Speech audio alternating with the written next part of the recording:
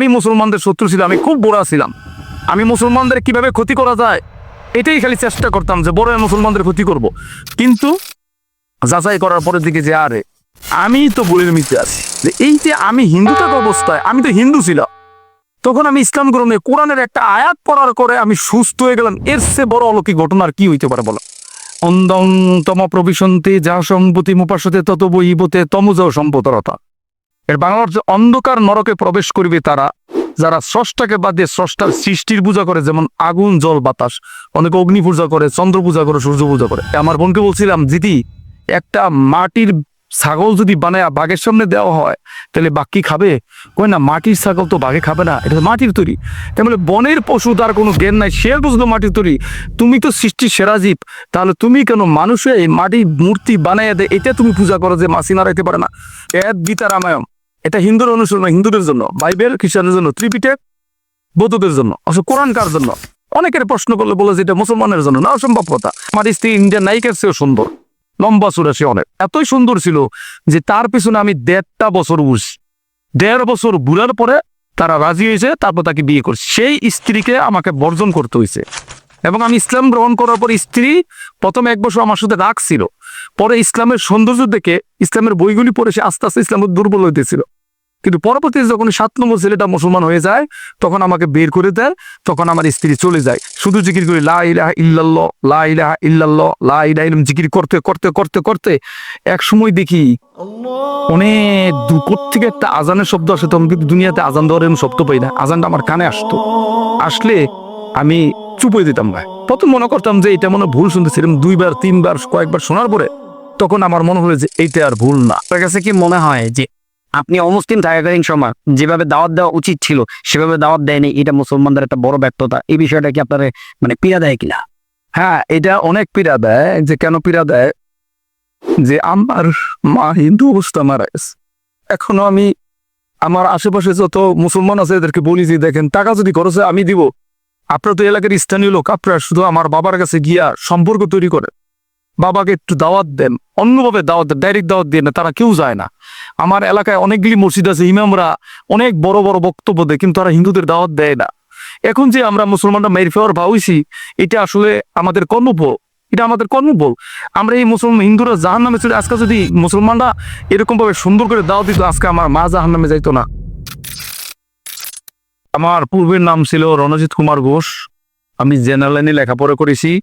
আমার বাসা হলো নারায়ণগঞ্জ, ফতুল্লা, লালপুর গ্রাম। আমার বাবার নাম দুলাল চন্দ্র ঘোষ। 6 ভাই 1 বোন। আমরা খুব সম্ভ্রান্ত ফ্যামিলি। আমাদের ব্যবসা বাণিজ্য আছে, মোটামুটি মধ্যবিত্ত ধনী ফ্যামিলি বলা যায়। তো যাই হোক, আমি যে কিভাবে মুসলমান হলাম, কেন ইসলাম গ্রহণ করলাম, সে বিষয়ে বলতে গেলে শুরু থেকে বলতে হয়। তো প্রথমে আমি ছোটবেলা থেকে ধর্মভীরু ছিলাম। তো আমি প্রচুর পূজা করতাম। বাসায় যে হিন্দুদের বাসায় দেখবেন আপনার থাকে, ছোট ছোট মন্দির থাকে, যেগুলি কাঠ দিয়ে বানানো। এই মন্দিরগুলির মধ্যে বিভিন্ন মূর্তি থাকে, তখন আমি মূর্তিগুলি পূজা দিতাম। তো এভাবে আস্তে আস্তে বড় হতে থাকলাম। ইন্টারমিডিয়েট পাস করলাম। তারপর আমার একটা রোগ শুরু হলো। রোগটা আসলে ক্লাস 4 থেকে তখন বুঝতাম না। তখন ওই রোগটার জন্য আমি বেশি বেশি আরো পূজা করতাম। সকালে পূজা দিতাম, দুপুরে পূজা দিতাম, সন্ধ্যা সময় পূজা দিতাম। তারপরে স্কুলে আসা যাওয়া করতাম, যে হরে কৃষ্ণ হরে রাম জপ করতাম। যখন আমি হিন্দু ছিলাম তখন বিভিন্ন রকম পূজা করতাম। কাজ পূজা, মাছ পূজা, ওয়াল পূজা, দেওয়াল পূজা, কালী পূজা, লক্ষ্মী পূজা, সরস্বতী পূজা, মানে কি গৌরী পূজা, কত কিছু পূজা করতাম। তো যাই হোক, এই আবাদতগুলি করতে গিয়া আস্তে আস্তে যখন বড় হইতেছি, কিন্তু আমার শরীর আর সুস্থ হইতেছে না। তোর শরীর সুস্থ হইতেছে না। ছোটবেলায় তো মাহফিলে শুনতাম, তখন ওই আলেমরা বলতো যে ইসলাম সত্য ধর্ম, হ্যাঁ, অন্যান্য ধর্ম বাতিল। তখন আমি ওনার কথাটা আমার ব্রেনে ছিল, যে দেখি যে ইসলাম ধর্মের কিছু পালন করে আমি সুস্থ হই কিনা। তার আগে বলি যে দেখেন, আমি সুস্থ হওয়ার জন্য প্রতি শুক্রবারে স্কুল কলেজ বন্ধ থাকলে প্রতি শুক্রবার আমি গীতা পড়তাম। শ্রীমদ ভগবত গীতা পড়ে আমি উপরের দিকে হাত তুলে বলতাম, হে ভগবান, হে শ্রীকৃষ্ণ, তুমি আমাকে সুস্থ করে দাও। এরকম অনেক বলছি, কিন্তু সুস্থ হই না। ডাক্তার দেখাইছি, এলোপ্যাথিক, হোমিওপ্যাথিক, তারপরে কবিরাজি কিছু ডাক্তার আছে যারা টাক্কারিস্তা, বিভিন্ন কবিরাজি ওষুধ, এগুলি কাজ হয় না। তো ওষুধ, এলোপ্যাথিক ওষুধ খেলে কিছুদিন ভালো থাকে, আবার অসুস্থ হয়ে যাবে। তো যাই হোক, এই যখন দেখলাম যে এত কান্নাকাটি করার পর ভগবান শ্রীকৃষ্ণ, যেটা আমরা বলতাম আর কি হিন্দু থাকা অবস্থায়, যে কোনো কাজ হচ্ছে না, ওনাকে টাকার বড় কাজ, অনেক কান্নাকাটি করতাম, কাজ হচ্ছে না। তখন ওই আলেমদের কথা মনে পড়লো যে ওনারা বলছে ইসলাম সত্য ধর্ম, তো ইসলামের কিছু আমল করে দেখি। তখন আমি, আমার দুটো বন্ধু ছিল, তাদের নামটা না বললেই নয়, একসাথে লেখাপড়া করতে, একজনের নাম ফারুক আর একজনের নাম মিজান। তো ওদেরকে বলতাম যে দোস্ত, তোদের ধর্মের কোনো বই আমাকে দেওয়া যায়? তো বললো যে হ্যাঁ দেওয়া যায়। তখন তারা কি করলো, আমায় কোরআন দিল না। আসলে উচিত ছিল তাদের বাংলা কোরআন দেওয়া। তারা বাজার থেকে একটা কিতাব কিনা দিল। ওই কিতাবের ভিতরে একটা সূরা পাইলাম। এই সূরাটার নাম হলো আয়াতুল কুরসি, সূরা বাকারা 255 নম্বর আয়াতুল কুরসি। সেই আয়াতুল কুরসি নিচে লেখা আছে ইহা রোগের মহা ঔষধ। এটা বললে মানুষের এই রোগ সেরে যায়। তখন আমি তখন তো আরবি পড়তে পারতাম না, কিন্তু বাংলা উচ্চারণগুলি পড়তে পারতাম। তখন আমি ওই সূরাটার বাংলা অর্থগুলি পড়লাম আর উচ্চারণটা পড়লাম, উচ্চারণ পরে বাংলা অর্থগুলি পড়লাম। তো যেদিন দিনের বেলায় পড়লাম, ওই দিন রাতের বেলা আল্লাহ তাআলা আমাকে সুস্থ করে, সুবহানাল্লাহ। তখনও তো আমি ক্লিয়ার না যে হিন্দু ধর্ম ছাড়বো কিনা। তখন আমার আস্তে চিন্তা আসলো যে এতদিন হিন্দু ধর্ম পালন করলাম, কিন্তু হিন্দু ধর্মে কোনো কাজ হলো না। এত আমল করলাম, এত কৃষ্ণকে ডাকলাম, যে পরিমাণ কৃষ্ণকে ডাকছি এই পরিমাণ যদি আমি আল্লাহ তাআলাকে ডাকতাম, তাহলে মনে হয় আমি আল্লাহর ওলি হয়ে যেতাম। তো যাই হোক, এরপরে যখন এইভাবে সুস্থ হইলাম, তখন আমি চিন্তায় বললাম যে এই যে প্রশ্নটা আপনাদের সামনে তুললাম যে এতদিন হিন্দু ধর্ম পালন করলাম, কাজ হলো না কেন। আসলে বিষয়টা হচ্ছে কি, এটা নিয়ে চিন্তা করতে করতে একসময় চিন্তা করলাম যে আমি একটু উপরের দিকে হাত তুলি। তো আমরা 6 ভাই 1 বোন, আমার বাবা বিল্ডিং করেছে, প্রত্যেকে একটা করে ফ্ল্যাট দিয়েছে। তো আমার ফ্ল্যাটে আমি প্রতিদিন রাত্রে বসে উপরের দিকে হাত তুলতাম।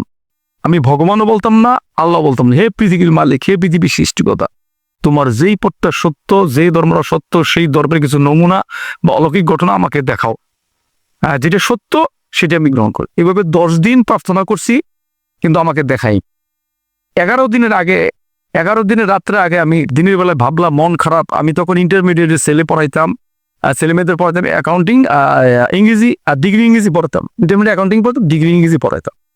তো যখন কাজ হচ্ছে, সকালবেলায় গিয়ে ছেলেদের ছুটি দিয়ে বসে রইলাম 11টার থেকে, মন খুব খারাপ। এমতো অবস্থায় একজন মুসলিম, না এখানে একটু কথা বাকি রয়েছে যে আমি যে 10 দিন প্রার্থনা করলাম, 10 দিন প্রার্থনা করার পর কাজ হয় না। তো 11 দিনের দিন আবার ভাবলা যে আপন মা যদি শিশু বাচ্চা কান্নাকাটি করে, তাহলে তো মাও বাচ্চাকে বুকের দুধ দেয়, তাহলে আল্লাহ তাআলা নাকি এর চেয়ে বেশি মায়া, অনেক মায়া। তাহলে আজকে রাত্রে আমি আল্লাহ তাআলার কাছে কান্নাকাটি করে দেবো, আল্লাহ তাআলা আমাকে দেখাই কিনা। তখন আমি কি করলাম, আবারও আমি, যেহেতু এটা আলেমদের কথা যে আল্লাহ তাআলার মায়া বেশি, তো এখন আমি এটা শোনার পরে যখন আবার রাত্রে বসলাম, বসে 12টা একটা পর্যন্ত কান্নাকাটি করলাম, হে পৃথিবীর মালিক, হে পৃথিবীর সৃষ্টিকর্তা, আমি তো বিভ্রান্ত, আপনার নিজের গুণে, তখন এই কথাটা আমি বলছি যে আপনার নিজের গুণে আমাকে সঠিক পথ দেখান। তাই আমি এই কান্নাকাটি করে শিওরেছি। আমার ধারণা ছিল যে আমি আজকে কিছু একটা দেবে, কিন্তু আমাকে রাত্রে দেখায়নি। মনটা খুব খারাপ। ছাত্রছাত্রী পড়ায় ছুটি দিয়ে 11টার দিকে বসে রয়েছি কোচিং সেন্টারে। এমন সময় একজন মুসলমান লোক এসে আমার টেবিলে, মানে যে রুমে পড়ায় ছাত্রদের টেবিলের এক পাশে উনি বসলো, আমি আরেক পাশে বসো। তো ওনাকে আমি বলতে পারতাছি না যে আপনি চলে যান, উনি কথা বলতেছে। কেন বলতে পারতেছি না, উনি এমন একজন লোক ছিল, ওনার ব্যবহার এতই ভালো ছিল যে এই লোকের বলা যায় না যে আপনি চলে যান, আমার মন খারাপ। উনি হিন্দুর সাথে ভালো ব্যবহার করে, বৌদ্ধের সাথে ভালো ব্যবহার করে, খ্রিস্টানদের সাথে ভালো, সবাই সাথে, মানে সব মানুষের সাথে ভালো, তো ভালো। তো এরকম মুসলমান আমি খুব কম দেখছি, এখনো এরকম মুসলমান পাই না, সত্য কথা, এটা খুব কম। তো ওনাকে এই কথা বলতে বলতে বলতে এক পর্যায়ে একটা কলম বা পেন্সিল সিলতে করে পড়ে গেল।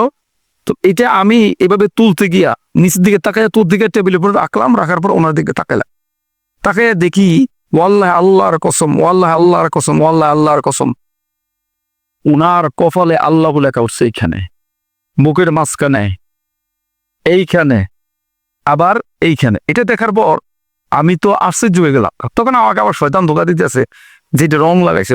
তখন আমি ওনার হাতটা ধরে নিয়ে থুতু দিয়ে ডলা দিতেছি, এমন সময় উনি হাসি দিচ্ছে, ভালো করে দেখেন, ভালো করে। তখন দেখলাম যে এটা আসলে রং না, রংগুলো তো উঠতো, ময়লা উঠতো। চামড়া টান দিলাম, দিয়ে দেখি যে ওনার রক্তের ভিতরে জমাট পাতা লেখা আল্লাহ। এটা দেখার পর আমার একদম ক্লিয়ার হয়ে গেল যে ইসলাম সত্য। তখন ওনাকে আমি বললাম যে দেখেন, আমার তো ইমান চলে আসছে, তো আমি তো হিন্দু ছেলে, আমি ইচ্ছা করলে এখন নামাজ পড়তে পারবো না। এমন কোন ইসলামে আমল আছে যে আমলটা হিন্দুর ঘরে থেকেও করা যায়? উনি বললো যে আছে, তবে 2টা শর্ত আছে, যে আপনি কারো কাছে আমার নাম বলতে পারবেন না, আমাকে জীবনে কাউকে দেখাইতে পারবেন না। তখন আমি ওয়াদা করলাম যে ঠিক আছে। কি করলাম, তো উনি আমার বললো যে ঠিক আছে, আপনি আমার সাথে পড়েন। লা ইলাহা ইল্লাল্লাহু মুহাম্মাদুর রাসূলুল্লাহ। তখন ওনার সাথে এটা পড়লাম, পড়ার পর উনি বলল যে আপনি খুব সাবধানে থাকবেন, আপনার বিপদ আপদ আসতে পারে। হ্যাঁ, আপনি এটা এটা এটা এখন এখন আপনি আমল করে যান, হ্যাঁ, জব করতে থাকবেন, এটা আপনি জব করে থাকো। তখন আমি ওই যে আগে যেমন কৃষ্ণ নাম জপ করতাম, হরে কৃষ্ণ হরে রাম, এটা বাদ দিয়া তখন শুরু করলাম লা ইলাহা ইল্লাল্লাহ, লা ইলাহা ইল্লাল্লাহ, লা ইলাহা ইল্লাল্লাহ। কিন্তু উনি আমাকে যাওয়ার সময় বলে গেছে আপনি খুব সাবধানে থাকেন, আপনার বিপদ আসতে পারে। তখন আমি বললাম যে আল্লাহ আছে উপরে, আর আপনার হাতটা আমার পিছনে, অর্থাৎ আপনার দোয়া আছে, আমি ভয় করি না, আমি চলে যাব। এরপরে আমি জিকির করতে করতে করতে করতে করতে একটা সময় আমার ব্যবসা বাণিজ্যে আমি বসতাম, আমার মিলে আমি বসতাম, মিলে অনেক কর্মচারী চুরিদারি করে, তো আমাকে ক্যাশে বসাইতো। বসাইলে পরে দেখা গেছে মাসে 1 লাখ 1.5 লাখ টাকা লাভ বেশি হতো, তো এরা আমার ক্যাশে বসাইতো। তা আমার সুযোগ, আল্লাহর কি রহমত, আমি ক্যাশে বসে বসে শুধু জিকির করি লা ইলাহা ইল্লাল্লাহ, লা ইলাহা ইল্লাল্লাহ, লা ইলাহা ইল্লাল্লাহ, জিকির করতে করতে করতে করতে এক সময় দেখি অনেক দুপুর থেকে একটা আজানের শব্দ আসে। তো আমি কিন্তু দুনিয়াতে আজান দেওয়ার এরকম শব্দ পাই না, আজানটা আমার কানে আসতো। আসলে আমি চুপ হয়ে যেতাম ভাই। প্রথম মনে করতাম যে এটা মনে ভুল শুনতেছি, এরকম 2বার 3বার কয়েকবার শোনার পরে তখন আমার মনে হয়েছে এইটা ভুল না, এটা সত্যি হতে পারে। তখন ওনাকে ফোন দিলাম যে আমার কর্ম করলে যে আমি এই জিনিস শুনতে পেতেছি। তখন বলছে উনি আপনি কারো কাছে বললেন না, আপনি জিকির আবার করতে থাকেন। আবার জিকির করতে করতে করতে করতে করতে কিছুদিন পরে যখন আজান দেয় আমার শরীর ধিন করে ঝাড়ি মারে, এরকম করে ঝাড়ি মারে। তো প্রথম 2-1 দিন হওয়ার পর আমি মনে করছি এটা মনে ভুল। আর কয়েকদিন দেখার পরে ওনাকে আবার ফোন দিলাম। ফোন দেওয়ার পরে উনি আমাকে বলতেছে যে আপনি কি চান, আপনার মন কি চায়? তাই আমি বললাম আমার মন চায় মুসলমানদের মতো, মুসলমানরা যে মসজিদে সলাত আদায় করে, হ্যাঁ, সেইভাবে সলাত আদায় করা, মানে নামাজ আদায় করতে আমার মন চায়। তো উনি হাসিয়ে দিল। দেখেন উনি কিন্তু আমাকে জোর করে নাই নামাজ পড়ার জন্য, উনি আমাকে কখনোই জোর করে নাই। দেখেন উনি আমাকে কিভাবে আস্তে আস্তে সঠিক পথে নিয়ে আসতেছে, আল্লাহর দয়া উনি। এরপরে আমাকে বললো যে ঠিক আছে আপনি বাসায় কটার দিকে যান। আমি বললাম যে হিসাব কিতাব করে কোনো সময় 11টা, কোনো সময় 10টা, কোনো সময় 1টা বাজে। বাসায় গিয়ে যদি দেখেন আপনি গোসল টোসল করবেন, খাবেন, অজু করবেন, তারপরে যদি দেখেন বাসায় সময় আসে তাহলে এশার নামাজ আগে অন্যান্য নামাজগুলি ফরজ নামাজগুলি কাজা আদায় করে দিবেন। আর যদি দেখেন সময় নেই তাহলে আগে এশার নামাজ আদায় করবেন। তো এটা শুধু আমার জন্য, এটা আবার কিন্তু অন্য মুসলমানদের জন্য। যেহেতু আমি বিপদে ছিলাম, ইন্দুর করেছিলাম, তো আমি ওনার কথা মতো বাসায় দিয়া অজু করে, গোসল করে, খাবার টাবার খেয়ে অজু করে তারপরে যখন আমি নামাজে দাঁড়িয়ে, আমি তখন কোরআন তেলাওয়াত তেমন পারতাম না, কিন্তু কয়েকটা সূরা মুখস্থ করছিলাম। তো ওই নামাজ পড়তে গিয়া যখন আমি নামাজে দাঁড়াইলাম, আমি যখন সেজদা দিলাম, যে আমি আমি আপনাদের কিভাবে বুঝাবো, যখন বাতাস গায়ে লাগে কাউকে দেখানো যায় না, অনুভব করা যায়। তো আমার এই বিষয়টা আপনারা অনুভব করে নেবেন যে আমি যখন সেজদা দিলাম, অথচ আমি হিন্দু ছিলাম, লক্ষ লক্ষ টাকার মালিক আমরা, সুন্দর স্ত্রী ছিল আমার, কোনো কিছুর অভাব ছিল না, আমি কোনো শান্তি পাইতাম না, অবশ্য অশান্তিতে থাকতাম। কিন্তু যখনই আল্লাহ তাআলাকে সেজদা দিলাম আমার মাথার ভিতর এত শান্তি পাইছি যে ওয়াল্লাহ আল্লাহর কসম আমি আর কোনো কিছুতে এত শান্তি পাই না। তখন আমি চিন্তা করলাম যে আরে এই মুসলমান এই নামাজে এত শান্তি, তাহলে এই মুসলমান আজান দিলে চায়ের দোকানে বসে থাকে, সিগারেট খায়, বিড়ি খায়, পান খায়, এখন তো মুসলমানদের দাওয়াত দেওয়া উচিত। তখন আমি কি করতাম, চায়ের দোকানে গিয়া গিয়া মুসলমানদের দাওয়াত দিতাম, বিভিন্ন কথা বলতাম। তো মুসলমানরা সন্ত করতো সে কি মুসলমান হয়ে গেলে কিনা। তা আমাকে জিজ্ঞাসা করতো তুমি কি ইসলাম গ্রহণ করছো না করবা। তাই আমি বলতাম যে দেখেন আমি ইসলাম গ্রহণ করি আর না করি আমি কথা গেলে ভুল বলছি, কয় না ভুল বলাতে। তা আমি কি করতাম, আজান দিলেই আবার গোপনে গোপনে বিভিন্ন মসজিদে চলে যেতাম। এভাবে মুসলমানদের দাওয়াত দিতে দিতে হঠাৎ করে একদিন দেখলাম যে আমার সামনে একটা হিন্দু ভদ্রলোকের লাশ নিয়ে যেতেছে। এই লাশটা নিয়ে যাওয়ার পর আমি ভয় পেয়ে গেলাম যে আজকে তো এই অবস্থা আমার হইতে পারতো, কারণ হিন্দু লোকটা তো চিরস্থায়ী জাহান্নামী। কারণ আল্লাহ তাআলা তো কোরআনে বলছে যে সূরা বাকারা 161-162 নম্বর আয়াতে বলছে আল্লাহ, যারা কুফরি করে এবং কুফরি অবস্থায় মারা যায় তাদের উপর স্বয়ং আল্লাহর লানত, ফেরেশতাগণের লানত, সকল মানুষের লানত, এবং তারা জাহান্নামে চিরস্থায়ী হবে, তারা আর কোনোদিন বেরোতে পারবে না। তাহলে এই হিন্দু লোকটা তো আর জাহান্নামতে বেরোতে পারবে না। তখন আমি কি করলাম, এই হিন্দুদের দাওয়াত দেওয়া শুরু করলাম। হিন্দুদের দাওয়াত দিতে দিতে একটা পর্যায়ে 5-6 জন মুসলমান হইল। 5-6 জন মুসলমান হওয়ার পরে আমার বাসায় একদিন আমার বাবা, আমার মা, আমার ভাইয়েরা আমাকে মারতে চাইতেছে, আমার অত্যাচার করবো, মানে আমার খুব পিঠা পাটা দিব, মানে যেটা শাস্তি দিব আর কি, ফিরানোর জন্য। তা আমার মা খুব বুদ্ধিমতী মেয়ে ছিল, আমার মা বললো তোরা কিছু বলিস না, দেখি তোর বাবা আর আমি মিল্লা ওরে বুঝাই। তখন আমার নিয়ে বসাইছে, করে বসায় খাটে পেতে বসে বলছে বাবা রে, তুই যে এই কাজগুলি করস, এই যে নামাজ পড়স, এগুলি তো আমাদের ইজ্জত থাকে না। তখন আমি বললাম যে বাবা ঠিক আছে, ইজ্জত থাকে না, যেই সৃষ্টিকর্তা আমাদেরকে বানাইছে, যেই সৃষ্টিকর্তার হাতে আমাদের জন্ম এবং মৃত্যু, তাকে যদি নমস্কার দেই, যেটা হিন্দুরা আমরা সেজদা বলি, ওরা নমস্কার বলে, তো এটাই যদি ইজ্জত না থাকে তাহলে বাবা বলো, যে মাটির মূর্তি আমরা নিজেরা বানাই, যে মূর্তি একটা মাছি নাড়াইতে পারে না, সেই মূর্তির সেজদা দিলে কি আমাদের ইজ্জত থাকে? তখন মা বাবা একেবারে চুপে বেলার কোনো কথা বললো। তারপর সিদ্ধান্ত নিল কি, যে ঠিক আছে, ও কাজকর্ম করে, ও নামাজ পড়ে, ওরা বাধা দিস না, ওটা ওই করুক। এরকম কিছুদিন চলতে থাকলো। এরপরে যখন 7 নম্বর ছেলেটা মুসলমান হলো, তখন এলাকার হিন্দুরা বাসায় থ্রেট দিল আমার অনুপস্থিতিতে। বাবাকে ভয় দেখাইছে, প্রয়োজন ইন্ডিয়া যাবে, এই করবো সেই করবো। তো বাবা ভয় পেয়ে গেল। তা বাবা কি করলো, আমাকে বুদ্ধি আমার ভাইদের সাথে পরামর্শ করে আমাকে বের করে দিবি। এর আগে এরা কি করলো, আমাকে মনে করেন 3 তলার উপরে নিল। 3 তলার উপরে নিয়ে ইচ্ছা মতো মাইর দিল। তো মাইর দেওয়ার পরে মাকে দ্রিন দেন কিসের আওয়াজ হয়। তো মা এসে দেখেছে সিঁড়ি ভিতর মারতেছে। তখন মা এটা দেখে যখন পড়ে যায়, এমন সময় ওরা ছেড়ে দিছে। কিন্তু তাদের হয়তো ধারণা ছিল আমিও চেঞ্জ হয়ে যাবো। আর তারপরে আমি হয়তো অসুস্থ থাকবো, বিছানা পড়তে। কিন্তু আল্লাহর রহমতে আমি কোনো অসুস্থই হইনি, এরা যতই মারছে, এবং আমি চেঞ্জ হইনি, আমার ইমান আরো বাড়ছে। আমি যখন দাওয়াত দিতাম হিন্দুদের, তখন হিন্দুদের মধ্যে কিছু বুদ্ধিজীবী লোক আছে যারা আমার শত্রুতামি করতো, কিছুই করতে পারতো না, পিছন থেকে করতো, পেপারে দিত আমার নাম, বিভিন্ন মিথ্যা কথা লাগতো। তখন গোয়েন্দারা যাচাই বাছাই করে কিছুই পায় না। পরে একবার আমাদেরকে দেখাইলো কালীবাজার মার্কাজ মসজিদে, আপনি একটু আসে। যাওয়ার পরে আমি দেখি ওনারা পুলিশের লোক। তো আমি একটু ভয় পাইছিলাম। তা আমার তো আল্লাহর প্রতি ইমান আছে, যাই ওরা কি করবো। পর বললো যে আপনি যে দাওয়াত দেন, সে দাওয়াতের বই দেন। তারপরে আমি বই দিলাম। আমার বইটা পড়ার পরে 2 দিন না 3 দিন পর আমাকে আবার টাকাইছে, আপনি একটু আসেন। গেলাম। পরে বলছে যে না, আলহামদুলিল্লাহ, আপনার এই বইয়ে তো কোনো জঙ্গি কথা নাই, আপনি সুন্দর কথা লাগছে, আপনি দাওয়াত দেন। তাই আমি বললাম যে স্যার, মনে কিছু করে না, একটা কথা বলবেন, যে এই আমাকে কেন আপনি এটা করলেন? কই ভাই, এটা তো আমাদের কিছু পুলিশ সুপার থেকে আমাদের আদেশ দেওয়া হয়েছে, এটা আপনাদের এলাকার হিন্দুরা, হিন্দু বৌদ্ধ খ্রিস্টান ঐক্য পরিষদ থেকে জানাইছে আপনার বিরুদ্ধে। তো এই জন্য আমরা যাচাই করছি, আসলে আপনার কোনো দোষ পাই না। এলে একটা ঘটনা। একটা ঘটনা হলো, হিন্দুরা কি করলো, শেষ পর্যন্ত না পারে আওয়ামী লীগের নেতার কাছে গেল। সেই আওয়ামী লীগের মীর সোহেল, বর্তমানে বাংলাদেশে নাই, এই মীর সোহেল আলীর কাছে গেল, যে সে হিন্দুদের জোর করে করে মুসলমান বানা। তো মীর সোহেল আলী তো খুব বুদ্ধিমান লোক, সে খবর নিয়ে দেখলো যে না, আমি আসলে জোর করে মুসলমান বানা। তো মীর সোহেল আলী বলল যে দেখেন, আপনারা যদি এমন কোনো প্রুফ দেখাইতে পারেন যে আব্দুর রহমান যে রণজিৎ ছিল, বর্তমানে আব্দুর রহমান যদি কাউকে টাকা দিয়ে বা জোর করে মুসলমান বানায়, তাহলে আপনারা যদি প্রমাণ দেখাইতে পারেন, তার আমরা যথেষ্ট পরিমাণ বিচার কর। কিন্তু তারা কোনো প্রমাণ দেখাইতে পারে নাই। আমি পরে এই খবরটা আমার কাছে আসছে, তারা আওয়ামী লীগের নেতা আমাকে আর ডাকায়নি। আর বিএনপির এক নেতার কাছে বিচার দিছে, উনি আমাকে ডাকাইছে। আমি জানি না উনি পয়সা খাইছে কিনা, আমার গেছে এই আব্দুর রহমান না, প্রথম যে তোমার নাম কি, আমি বললাম আব্দুর রহমান। আমি যখন বলছি তোমার নাম কি, আব্দুর রহমান, হ্যাঁ আব্দুর রহমান, ইসলাম কি তলোয়ার দিয়ে আইছে? আমি না কাকা, ইসলাম তো তলোয়ার দিয়ে আসে না। তাই তুমি মানুষকে কিভাবে দাওয়াত দাও? আমি বললাম যে কাকা, আমি মানুষকে গিয়ে গিয়ে বুঝাই, বিভিন্ন বই দেই, বই দিলে মানুষ গালাগালি করে। তখন তুমি কি করো? কিভাবে গেলা? আমি ফোন গালাগালি করে কি করো? তখন আমি যে আল্লাহ রসুল যা করছে তাই করি। কি করো?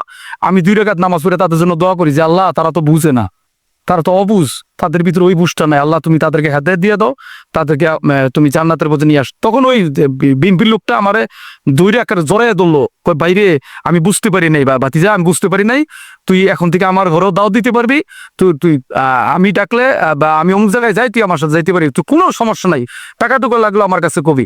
কিন্তু আমি কোনো টাকাটা ওনার কাছে নেই কি লিখে, আমি তো আমার দাওয়াত দিতে টাকা লাগে না। আমি আল্লাহ তালা আমার জবান দিছে, আল্লাহ তালা আমাকে জ্ঞান দিছে, আল্লাহর তো এই সম্পদ আমি কাজে লাগানোর চেষ্টা করি। আমি কেন টাকা দিব মানুষকে? টাকা দিয়ে তো খ্রিস্টানরা মানুষকে খ্রিস্টান বানায়, হিন্দুরা হয়তো হিন্দু বানাতে পারে, কিন্তু মুসলমান কখনো আমি দেখি নাই। মুসলমান কখনোই টাকা দেয় না, আমরাও টাকা দিয়ে করি না। আমি আল্লাহর দিন পৌঁছাই, আল্লাহর দিন পেয়ে যে হেদায়েত পায় আলহামদুলিল্লাহ, আর না পাইলে কিচ্ছু করান। ইসলাম গ্রহণ করার পর আমার বিরুদ্ধে একটা মামলা হয়েছিল। ওই মামলার সময় আমি ছিলাম, মানে মানসিকভাবে দুর্বল ছিলাম।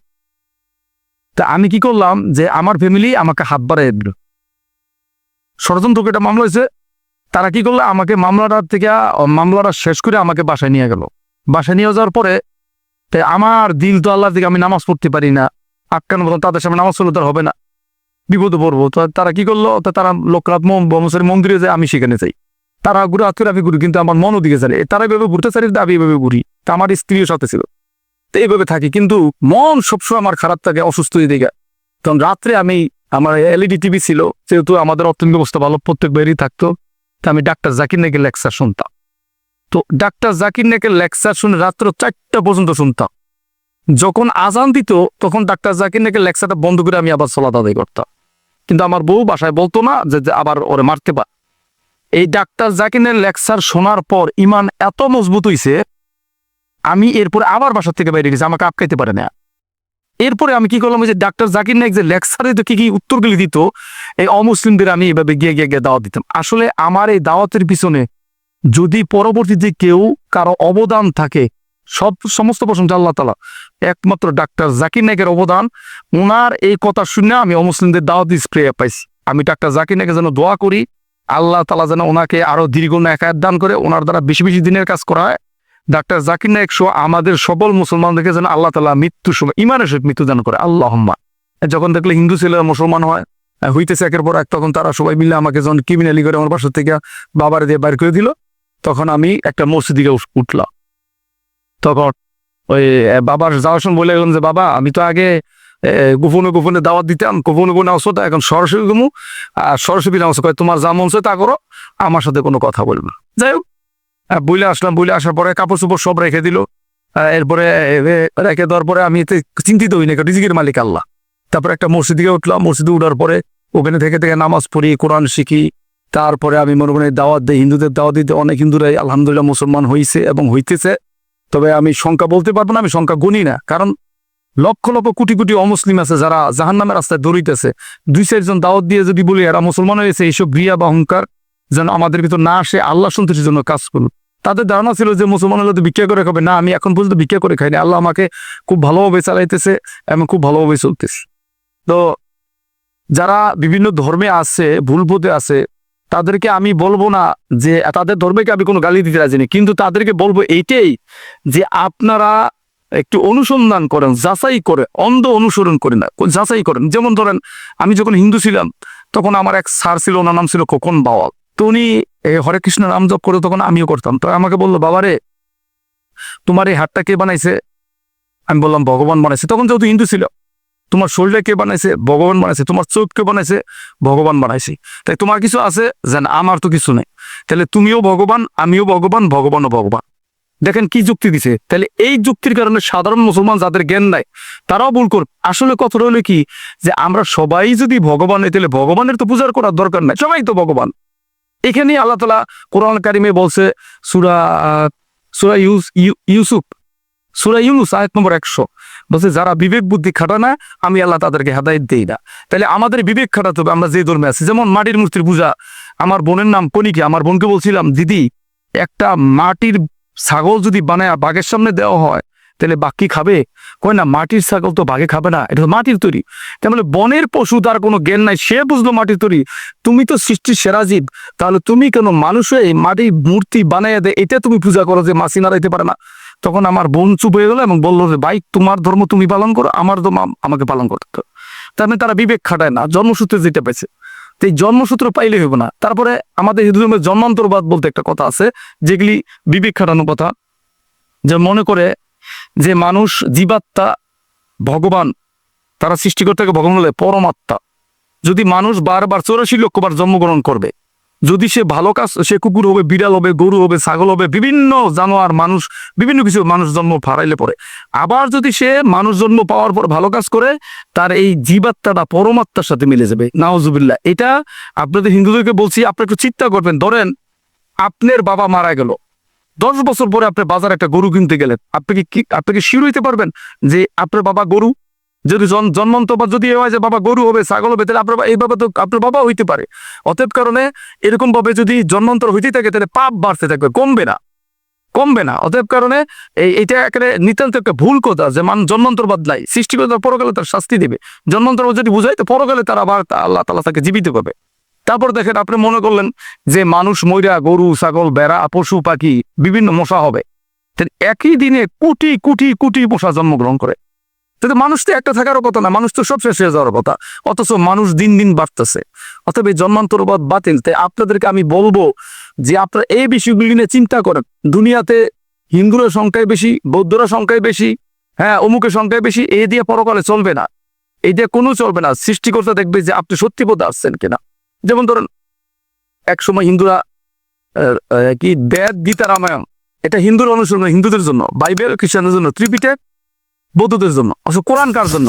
অনেকের প্রশ্ন করলে বলে যে এটা মুসলমানের জন্য না, অসম্ভব কথা। আল্লাহ তাআলা সূরা বাকারা 185 নম্বর আয়াতে বলছে, শাহরু রমাদান আল্লাযী উনজিলা ফিল কুরআন হুদাল লিন-নাস ওয়া বাইনাতিন মিনাল হুদা ওয়াল ফুরকান। আমি আল্লাহ এই কোরআন পৃথিবীতে পাঠিয়েছি সকল মানুষের কল্যাণের জন্য, সকল মানুষের হেদায়েতের জন্য, সকল মানুষের পরকালের মুক্তির জন্য, সকল মানুষ সিরাতাল মুস্তাকিমের জন্য, সকল মানুষের দুনিয়া ও আখিরাতের মঙ্গলের জন্য। এই কোরআন একমাত্র দিন, একমাত্র জীবন ব্যবস্থা, এবং যেটা সৃষ্টিকর্তার কাছ থেকে আসছে।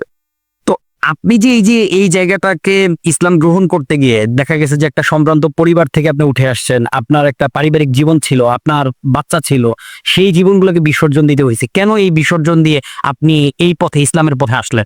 আলহামদুলিল্লাহ, আমি এই ইসলাম গ্রহণ করতে গিয়ে তখন তো আমি পুরোপুরি মুসলমান হইনি, কিন্তু আমি ইসলাম সবেমাত্র গ্রহণ করতেছি। তখন আমার সম্পত্তির প্রতি লোভ ছিল, আমার স্ত্রী, আমার সন্তান। তো দেখেন, আমাদের সম্পদ অনেক জায়গায় আছে, চাঁদপুরে আছে, ঢাকা চাঁদপুরে পদ্মাগাড়ি চলে, তারপরে নেত্রকোনা চালের ফ্যাক্টরি আছে, নারায়ণগঞ্জ নিতাইগঞ্জে ডালের ফ্যাক্টরি আছে, তারপরে আপনি কি বলে শিবু মার্কেট নামাপাড়া ফ্যাক্টরি আছে, ফতুরা রেল স্টেশন ফ্যাক্টরি আছে, বিভিন্ন জায়গায় মুন্সিগঞ্জে ডাইবটিতে ফ্যাক্টরি আছে, আমার কমলাঘাটে জায়গা আছে দেখছি না। তো অনেক সম্পদ। তো বিষয় হচ্ছে কি যে তারপরে আমার স্ত্রী ঢাকা ইউনিভার্সিটি ছাত্রী, সে মাস্টার্সে ফার্স্ট ক্লাস পাওয়া, সে সোনালী ব্যাংকের একটা নাম্বার 1 অফিসার, অনেক টাকা স্যালারি পায়। এতে আমার এই ইসলাম গ্রহণ করার কারণে আমি এগুলি আমাকে বিসর্জন দিতে হয়েছে। তখন আমার খুব কষ্ট হইতো, কিন্তু পরে যখন বুঝলাম যে এগুলি কিচ্ছুই না, তুচ্ছ, নাথিং এলস, ইসলামের কাছে নাথিং এলস। কারণ যে হেদায়েত পাইলো, ইমান পাইলো, ইসলাম পাইলো, তার কাছে এগুলি কিছুই না। তো আমাকে আল্লাহ তাআলা, ওই যে আল্লাহ তাআলা কোরআনে রাসূলের একটা হাদিস আছে, হাদিসে কুদসির ভিতরে, যে আল্লাহ তাআলা বলতেছেন, হে আদম সন্তান, তোমরা আমার ইবাদতের জন্য অবসর সময় বের করো এবং ইবাদতে মন দাও, তাহলে আমি তোমাদের অন্তরকে প্রাচুর্য দিয়ে ভরে দিব আর তোমাদের অভাবগুলি দূর করে দিই। আর যদি তা না করো, তাহলে তোমাদেরকে দুনিয়াতে ব্যস্ততা ভরে দিব আর তোমাদের দারিদ্রতা দূর করবো না। এই হাদিসটা একেবারেই 100% সত্য, নিঃসন্দেহে সত্য, কোনো সন্দেহ করা যাবে না। আমি এত টাকার ভিতরে থাকছি, সম্পত্তির ভিতরে, আমার স্ত্রী ইন্ডিয়ান নায়িকার চেয়েও সুন্দর, লম্বা চূড়া, সে অনেক এত সুন্দর। আমি হিন্দু থাকা অবস্থায় প্রায় 1.5 বছর ঘুরে ওরে বিয়ে করছি। এত কিরকম সুন্দর হলে এর পিছনে ঘুরতে পারি। তো দেখেন, এই মেয়েটাকে আমি বাদ দিয়া এই ইসলামের যে শান্তি পেয়েছি এদেরকে ভুলে যাওয়ার মতো অবস্থা আছে, কিন্তু ভুলি নাই। কারণ কি, তাদেরকে দাওয়াত দিতে হবে, তাদেরকে আমি দাওয়াত দিই। যেমন আমার স্ত্রী, সে যখন আমার সাথে ইসলাম গ্রহণের পর আমার আচরণগুলি দেখার পরে সে ইসলামের প্রতি আস্তে আস্তে দুর্বল হইতেছিল। সে ইসলামিক বই পড়তেছিল, এবং তাকে যখন আমাকে বাসা থেকে বের করে দেয়, সেও চলে যায়। কিন্তু সে আজও পর্যন্ত কোনো বিয়ে করে, কারণ সে জানে ইসলাম সত্য। সে পারতেছে না তার মার জন্য, পারতেছে না তার সমাজের জন্য, কিন্তু তার ভিতরে ওই হেদায়েতটা পুরোপুরি আসতেছে না, তাকে আরো দাওয়াত দিতে হবে। এই যে অবস্থা। তো সম্পদ আমাদের অনেক আছে, কিন্তু সম্পদের প্রতি আগে লোভ লালসা ছিল, এখন আমার নাই। আলহামদুলিল্লাহ, আল্লাহর রহমতে আমি ভালো আছি। আচ্ছা, আপনি কি মনে করেন যে আপনার যে অসুস্থতা ছিল, বা আপনার যে অসুস্থতার মাধ্যমে আপনি একটা সময়ে ঈশ্বর বা ভগবান, তার কাছে দোয়া করলেন, তো এইটাকে কি আপনি নিয়ামক বলবেন, বা এটাকে কি আপনার জীবনের একটা গুরুত্বপূর্ণ উপাদান বলবেন, যেটার মাধ্যমে আপনি মানে আল্লাহকে খুঁজে পাইলেন? যে আলহামদুলিল্লাহ, আমি যখন হিন্দু ছিলাম তখন আমি এই রূপগুলোকে আযাব মনে করতাম, শাস্তি মনে করতাম, আর তখন ওই বিভিন্ন দেবদেবীর কাছে প্রার্থনা করতাম। কিন্তু যখন ইসলাম গ্রহণ করলাম, ইসলাম গ্রহণ করার পর জানলাম যে না, বিভিন্ন অসুস্থতাগুলি আল্লাহরই দেওয়া নেয়ামত।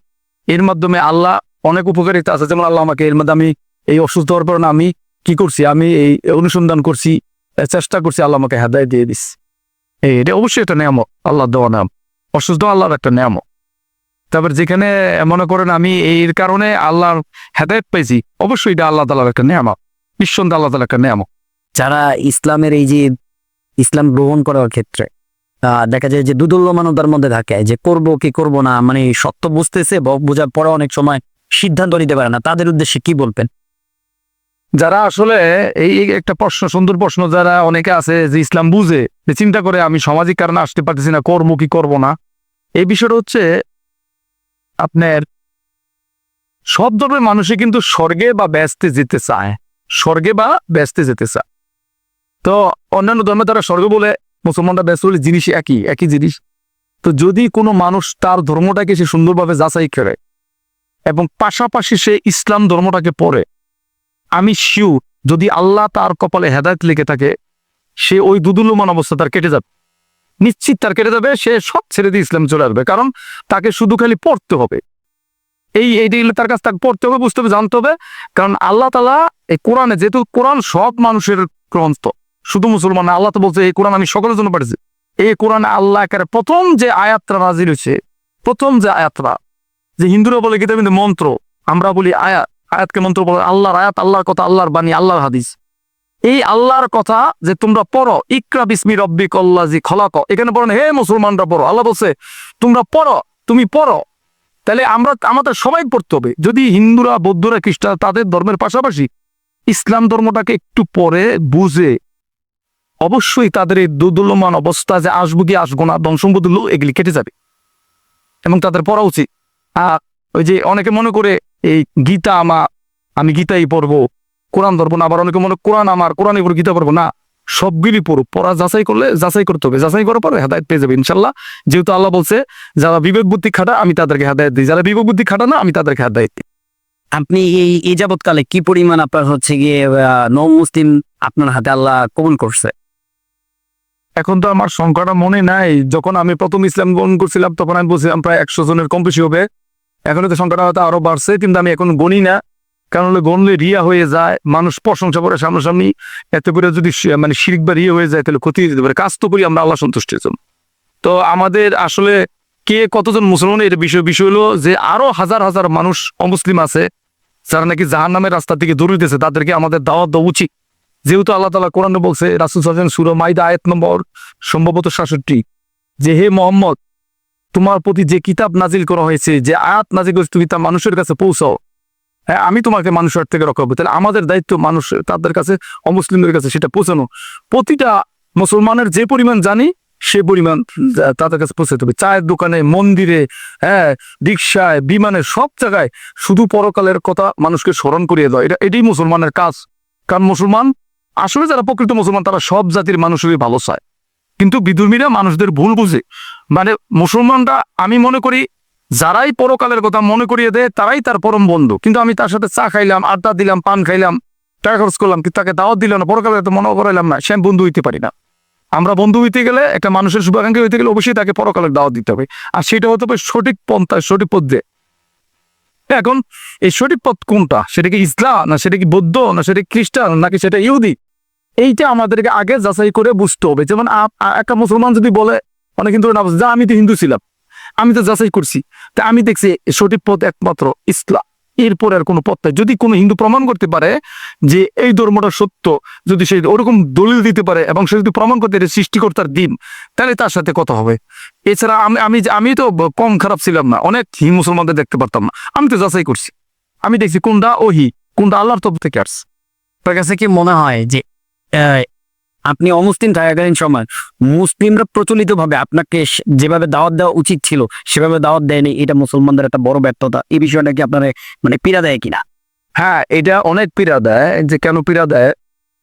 যে আমার মা হিন্দু মারা গেছে, এখনো আমি আমার আশেপাশে যত মুসলমান আছে এদেরকে বলি যে দেখেন, টাকা যদি খরচ হয় আমি দিব, আপনার তো এলাকার স্থানীয় লোক, আপনারা শুধু আমার বাবার কাছে গিয়া সম্পর্ক তৈরি করেন, বাবাকে একটু দাওয়াত দেন, অন্যভাবে দাওয়াত দেন, ডাইরেক্ট দাওয়াত দিয়ে না, তারা কেউ যায় না। আমার এলাকায় অনেকগুলি মসজিদ আছে, ইমামরা অনেক বড় বড় বক্তব্য দেয়, কিন্তু তারা হিন্দুদের দাওয়াত দেয় না। এখন যে আমরা মুসলমানরা মেরে ফেওয়ার ভাবছি, এটা আসলে আমাদের কর্মফল, এটা আমাদের কর্মফল। আমরা এই মুসলমান হিন্দুরা জাহান্নামে চলে, আজকে যদি মুসলমানরা এরকম ভাবে সুন্দর করে দাওয়াত দিত, আজকে আমার মা জাহান্নামে যাইতো না, আমার দাদা জাহান্নামে যাইতো না, আমার দাদি জাহান্নামে যাইতো না। আর হয়তো বা আল্লাহ হেদায়েত দিত, আল্লাহ সবাই যে যাবে তার না, হেদায়েতের মালিক আল্লাহ। কিন্তু মুসলমানদের উচিত ছিল এই অমুসলিমদেরকে দাওয়াত দেওয়া। আজকে আমরা এই দাওয়াতের কাজ করতেছি, মুসলিমরা, হ্যাঁ অনেক মুসলমানরা করে, তবে সংখ্যায় অল্প সংখ্যক মুসলমান দাওয়াতের কাজ করে। তা আমার মতে যারা বিজ্ঞ আলেম তাদের উচিত প্রতিটা বিধর্মীদের দাওয়াত দেওয়া, আমি মনে করি খুব হেকমতের সহিত। কারণ আমি দেখছি কালীর বাজারে প্রচুর হিন্দু, আমি যখন হিন্দুদের দাওয়াত দিতে যাই তখন তারা খুশি হয় যে ভাই আপনারা এত সুন্দর করে দাওয়াত দেন, অথচ ওই যে মসজিদে মসজিদে যারা থাকে চিল্লা দেয়, তারা হিন্দু দাওয়াত দিস না। আমি না, এটাই ইসলামের নিয়ম না। ইসলাম বলে মুসলমান সবার কাছে, তাবলিগুলো অমুসলিমদের ইসলাম পোষা। আজকে দেখেন, আমিও তো জাহান্নামের আগুনে যাইতে পারা, যদি আল্লাহ আমার দয়া করে হেদাত না দিত, আমি যদি মাহফিল টাফিল না শুনতাম। তো এই জন্য হিন্দুদের বৌদ্ধদের ধরে ধরে দাওয়াত দেওয়া, মনে করি কাছে গিয়া গিয়া নিজের পকেটে টাকা খরচ করে দাওয়াত দেওয়া উচিত। এবং এটার সুফলটা আবার দুনিয়া তো মুসলমানরা ভোগ করতো, আখেরা তো ভোগ করবে। হিন্দুরা তো মুসলমানের জামাতে যাবে, এটা অবশ্যই একটা চরম ব্যর্থতা। এবং মুসলমানরা এখন অলস হয়ে গেছে, আগে যেভাবে দাওয়াত দিত এইভাবে দাওয়াত দেন। মুসলমানরা যেমন আপনার সূরা আলেমদেন 185 নম্বর আয়াত আল্লাহ তাআলা বলছে ওয়ামাল হায়াতুদ দুনিয়া ইল্লা মাতাউল গুরুর, এই দুনিয়ার জীবন সামান্য ভোগের সামগ্রী, ধোঁকা ছাড়া কিছুই না। তাহলে এই কথাতে বোঝা যায় মুসলমানের জিন্দিগি হবে টুকটাক, আখিরাত হবে ঠিকঠাক। তাহলে মুসলমান কি করবে? আমল করবে এবং এই আমল অন্যের কাছে পৌঁছাবে, দাওয়াত দিবে। কিন্তু মুসলমান কি করতেছে? অধিকাংশ মুসলমান এখন বাড়ি গাড়ি নারী নিয়ে ব্যস্ত, সম্পদ নিয়ে ব্যস্ত। এটা তো মুসলমানের হইতে পারে না। হ্যাঁ, সম্পদ আপনি কামান, যদি আল্লাহ দেয় বৈধভাবে দেয় করেন, কিন্তু আপনার মূল টার্গেট হচ্ছে দিন, এবং এটাই প্রধান কাজ, সাথে সাথে সম্পদ। এতে মুসলমান অলস হয়ে গেছে। আমি সকল মুসলমানদের বলবো যে এখনো সময় আছে, আপনার দাওয়াতের কাজ বাড়ান। দাওয়াত থাকবে তো দিন থাকবে, দাওয়াত না থাকলে দিন নষ্ট হয়ে যাবে, মানুষ দুশৃঙ্খল হয়ে যাবে, মুসলমান অমুসলিমদের হয়ে যাবে। আমি তাই বলতেছি না যে খালি হিন্দুকে দাওয়াত দেন, মুসলমানদেরকেও দাওয়াত দিতে হবে, তবে বেশি বেশি অমুসলিমদেরকে দাওয়াত দিতে। যদি অমুসলিমদেরকে ইসলাম বোঝানো হয়, তারা যদি ইসলাম গ্রহণ না করে, তারা যদি বুঝতে পারে ইসলাম সত্য, তারা ইসলামের আর কোনো ক্ষতি করবে না। আমাদের এই ব্যর্থতা আছে, আমরা তাদের কাছে ইসলাম ওইভাবে পৌঁছাইতে পারি। আসলে প্রতিটা মানুষের এই বিবেকটা খাটানো দরকার যে আমি যে মূর্তির সামনে সেজদা দিই, বা যীশু খ্রিস্টের মূর্তির সামনে সেজদা দিই, বা বৌদ্ধের মূর্তির সামনে সেজদা দিই, আমরা কেন দেই? যে আমরা পরকালে মুক্তির জন্য। কিন্তু আমরা আসলে কেউ কি যাচাই করে দেখছি যে এভাবে কি আমরা পরকালে মুক্তি পাবো বা জান্নাতে বা স্বর্গে যাব? আমাদের এই কাঙ্ক্ষিত লোকে পৌঁছতে হলে আমাদের যাচাই করতে হবে, অন্ধ অনুসরণ করা যাবে না। আমাদের অবশ্যই যাচাই করা উচিত, আমাদের যাচাই করা উচিত। এবং একটা জিনিস খেয়াল রাখতে হবে যে আমরা যেই মূর্তিকে সেজদা দেই বা যে যাকে সেজদা দিই, সে তো একটা মাছিও তাড়াতে পারে না। তারপর যদি কোনো একটা জোরে একটা তুফান আসলে পড়ে গেল, বা একটা কুকুরে এসে প্রস্রাব করে দিল, সে তো কিছুই করতে পারে না। যেমন আমার মিলে আমি দেখছি, বাবা এই কি বলে এটা, মিলের ভিতরে দেখছি যে আপনার ব্যবসা যারা করে, পূজাটার নাম ভুলে গেছি আমি, বিশ্বকর্মা পূজা, বিশ্বকর্মার মূর্তি এনে রাখছে, এটা থুইয়া গেছে, বাবা সবাই গেছে কাজ করতে, মানে বিভিন্ন কিছু জোগাড় করতে, এখানে কুকুরে প্রস্রাব করে দিচ্ছে, কিন্তু কিছু মূর্তি তো কিছু করতে পারে না। তা আমি যার পূজা করি, তার ক্ষমতাটা কতটুকু, সে আমাকে জান্নাতে বা স্বর্গে নিতে পারবে কিনা, এটা তো প্রতিটা মানুষের যাচাই করা উচিত। এখানে আমি কোনো ধর্ম কটাক্ষ করার জন্য বলতেছি না, বলতেছি যে আমি আপনি যেই হই, আমরা যেই হই, আমরা যে পরকালে মুক্তি পাবো, আমরা যেই পথে যেই পথটা অনুসরণ করি, সেই পথটা সঠিক কিনা, এটা যাচাই করলেই মানুষ সঠিকটা বুঝে যাবে ইনশাল্লাহ।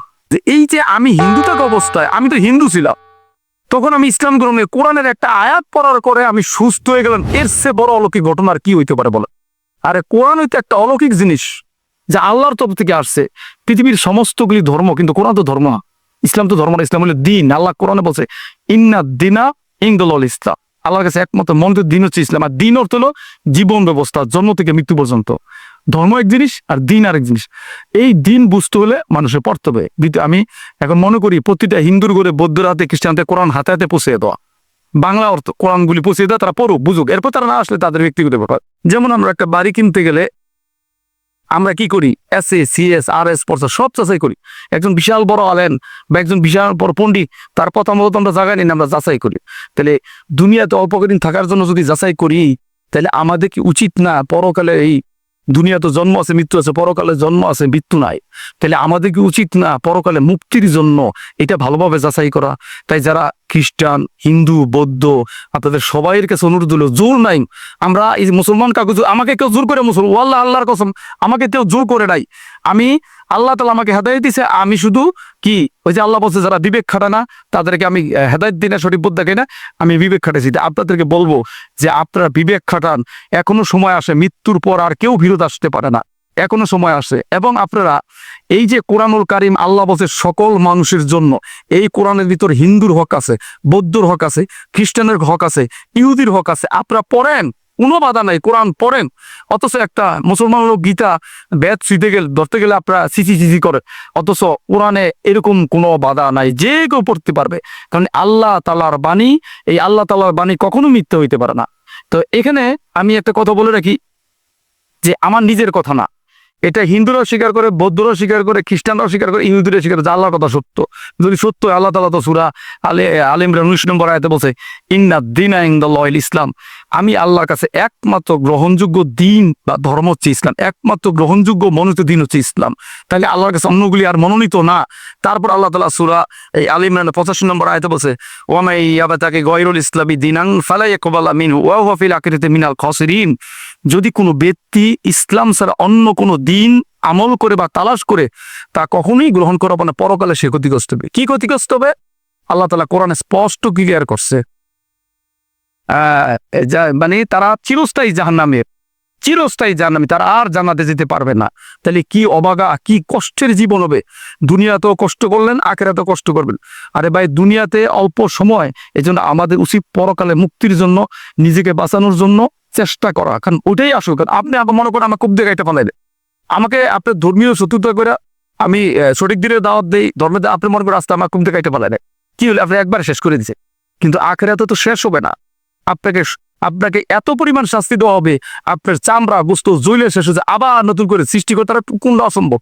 আপনি একটা কথা চিন্তা করেন, একটা মাটির মূর্তির কাছে আমি সেজদা দিছি আগে, বুঝি নাই, অথচ যে আল্লাহ আকাশটা পিলার ছাড়া দাঁড় করে রাখছে, কোনো পিলার নাই। মাটি যেখানে আমরা মুখ দেই একই রকম স্বাদ, কিন্তু গাছ লাগালে কোনটা চুকা, কোনটা জাল, কোনটা তিতা, কোনটা মিষ্টি, এগুলি কে দিতেছে? মায়ের পেটে সন্তান পাইপ সেরা খাবার কে দিতেছে? একমাত্র আল্লাহ। সেই আল্লাহকে ছাড়া যদি কারো আবাদত করা হয়, কারো পূজা করা হয়, তার যে কি অবস্থা হবে। এই জন্য আপনাদেরকে বলবো যে আপনারা কোরআন পড়েন, বাংলা অর্থগুলি পড়েন, আপনি সঠিক পথ পেয়ে যাবেন ইনশাল্লাহ। ইনশাল্লাহ পেয়ে যাবেন। কারণ আমি মুসলমানদের শত্রু ছিলাম, আমি খুব বুড়া ছিলাম। আমি মুসলমানদের কিভাবে ক্ষতি করা যায় এটাই খালি চেষ্টা করতাম, যে বড় মুসলমানদের ক্ষতি করব। কিন্তু যাচাই করার পরের দিকে যে আরে আমি তো ভুলের মধ্যে আছি। এই জন্য বলবো যে আপনারা একটু যাচাই করেন। যাচাই করার পর বুঝতে পারবেন যে আসলে ইসলাম সত্য। ইসলাম আপনারা কার বিরোধিতা করেন? মুসলমানের বিরুদ্ধে করে লাভ নাই। আপনারা মুসলমানের বিরুদ্ধে করলে আপনাদের ক্ষতি হবে। মুসলমান জান্নাতে একদিন একদিন যাবে, কিন্তু আপনাদের কি অবস্থা হবে? আমার বাবা ভাই বোন তাদের কি অবস্থা হবে? এই জন্য সবাইকে বলি যে আপনারা নিরপেক্ষভাবে সুন্দর করে যাচাই করে দেখেন, আপনাদেরকে কেউ জোর করতেছে না। যেমন আমি একটা ঘটনা বলি, আমি তো গীতাই পড়তাম বেশি, তবে আমি স্বামীবাগ ইস্কন মন্দিরে গিয়েছিলাম, তখন আমার দাড়ি ছিল না, সবে মাত্র ইসলাম গ্রহণ করছি। তখন আমি একটা মন্ত্র পাইলাম, এটা বোধ সম্ভবত যজুর্বেদে, অন্দং তম প্রবিশন্তি যা সম্পতি মুপাসতে তত বইবতে তমজ সম্পতরতা।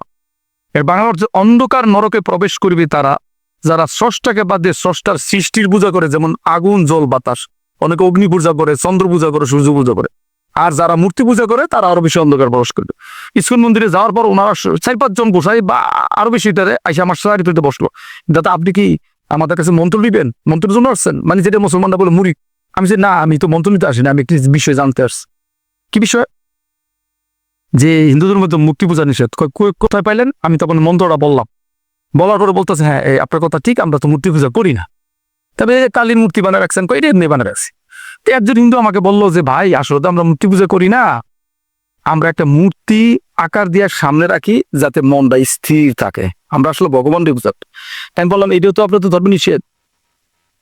নাস্তিক কাশি জাতিতে নাস্তি প্রতিমা আস্তিক, সর্বশক্তিমানী রূপক নেই, ভাস্কর্য নেই, ফটোগ্রাফ নেই, তার কোনো ছবি নেই, তাকে দেখতে পারে তার সমান কেউ নেই। তাহলে যেহেতু বলছে তার কোনো রূপক নেই, ভাস্কর্য নেই, তার ছবি নেই, তাকে এই আকার কই পেলে? এখন আমার আর কথা বলা চুপ হয়ে গেছে। বুঝতে পারছেন? তো এইভাবে যদি হিন্দু সচেতন ছেলেগুলি যদি বিবেক খাটা, তা আমি শিউ যাদের কপালে হেদায়েত আছে তারা খুব দ্রুত চলে আসতে পারবে ইসলামে, জান্নাতের পথে। আমি এটা মনে করি। আলহামদুলিল্লাহ আমি তো ধন সম্পদ আপনার বিসর্জন দিছি, বাবা মা ভাই বোন নিজের কলিজা টুকরো সন্তানও আমাকে বিসর্জন দিতে হয়েছে ইসলামের জন্য। তো আমি আমার ওয়াইফের বিষয়ে একটু পার্সোনালি কথা বলতে চাই যে দেখেন, আমি যখন হিন্দু ছিলাম তখন তো আমি হালাল হারাম পর্দায় গেলে বুঝতাম। তো আমার ওয়াইফ এত সুন্দরী ছিল যে আমি আগে হিন্দি সিরিয়াল দেখতাম, হিন্দি ছবিতে রাত্রে 1-2টা পর্যন্ত আমি ছবি দেখতাম, গান শুনতাম। তো এত সুন্দর সুন্দর মেয়ে দেখতাম, কিন্তু আমার স্ত্রী এতই সুন্দর ছিল যে তার পিছনে আমি 1.5 বছর বসছি। 1.5 বছর ঘুরার পরে তারা রাজি হয়েছে, তারপর তাকে বিয়ে করছে। সেই স্ত্রীকে আমাকে বর্জন করতে হয়েছে। এবং আমি ইসলাম গ্রহণ করার পর স্ত্রী প্রথমে 1 বছর আমার সাথে রাখছিল, পরে ইসলামের সৌন্দর্য দেখে ইসলামের বইগুলি পড়ে সে আস্তে আস্তে ইসলামের দুর্বল হইতেছিল। কিন্তু পরবর্তীতে যখন 7 নম্বর ছেলেটা মুসলমান হয়ে যায় তখন আমাকে বের করে দেয়, তখন আমার স্ত্রী চলে যায়। কিন্তু যাওয়ার পরেও এখনো আমার স্ত্রী বিবাহ বসে নাই, কারণ সেও বুঝে ইসলাম সত্য। তার স্ত্রী আমার আসলে স্ত্রী, এবং সে সোনালী ব্যাগে এখনো জব করে। সে ঢাকা ইউনিভার্সিটি ফার্স্ট ক্লাস পাইছে, খুব মেধাবী ছাত্রী, অত্যন্ত মেধাবী ছাত্রী। আমি তার মতো মেধাবী না, সে আমার চেয়ে অনেক বেশি মেধাবী। কিন্তু সে ইসলাম বুঝতেছিল, আল্লাহর মতো হয়তো হেদায়েত পাই যেত গা। তো এখনো বিয়ে বসতেছে না, হয়তো এক সময় আপনারা দোয়া করবেন, আল্লাহ তাআলা হয়তো এক সময় তাকে নিয়ে আসতে পারে। কারণ সে ইসলামের প্রতি দুর্বল, কিন্তু তার সামাজিক কারণে, পারিবারিক কারণে, আত্মীয়তার কারণে সে ইসলামে আসতে পারতেছে না। তা আমি তো তার স্বামী, আমি তাকে আসার সময় কিছু কথা বলে আসছিলাম, সেই কথাগুলি হয়তো সে অন্তরে গাইতে রাখছে। তো তার জন্য দোয়া করবেন, আল্লাহ তাআলা যাতে তাকে হেদায়েত দেয়। তো আপনার এই সব কিছুর উপর হইলো ইসলাম। যত সুন্দরই হোক, যত কিছু হোক, পরকালে মুক্তি ছাড়া কোনো উপায় নাই। তো এত সুন্দর স্ত্রী, সে মেধাবী ছাত্রী, ভালো রেজাল্ট করছে, ভালো চাকরি করে, এবং তার পিছনে সময় নিয়ে তাকে আমি পাইছি। তারপর আমি বিসর্জন দিতে হইছি, কারণ ইসলাম হলো শান্তির ধর্ম। ইসলাম আমার জীবনকে পরিবর্তন করেছে। এত সুন্দর স্ত্রী থাকার পরেও আমি শান্তি পাই নাই, কিন্তু ইসলামে আসার পর আমি শান্তি পাইছি। তো দোয়া করবেন আল্লাহ তাআলা যেন তাকে হেদায়েত দেয়, এবং এই ভিডিওর মাধ্যমে যেন আমার স্ত্রীর কাছে পৌঁছে যে আসলেও সে খুব সুন্দরী ছিল, এবং তাকে আমি এখনো ভুলি নাই। তার জন্য আমার দরজা চিরজীবন, যতদিন জীবিত আছি, চিরজীবন খোলা। এবং আমার ভবিষ্যৎ যে সন্তান আছে তাদের কাছেও বলা থাকবে যে আমার স্ত্রী যদি কখনো আসে, তাকে সাদরে গ্রহণ করে নিবা। সবাই দোয়া করেন যেন আল্লাহ তাআলা তাকে হেদায়েত দিয়ে দেয়। সালামু আলাইকুম ওয়া রাহমাতুল্লাহি ওয়া বারাকাতুহু।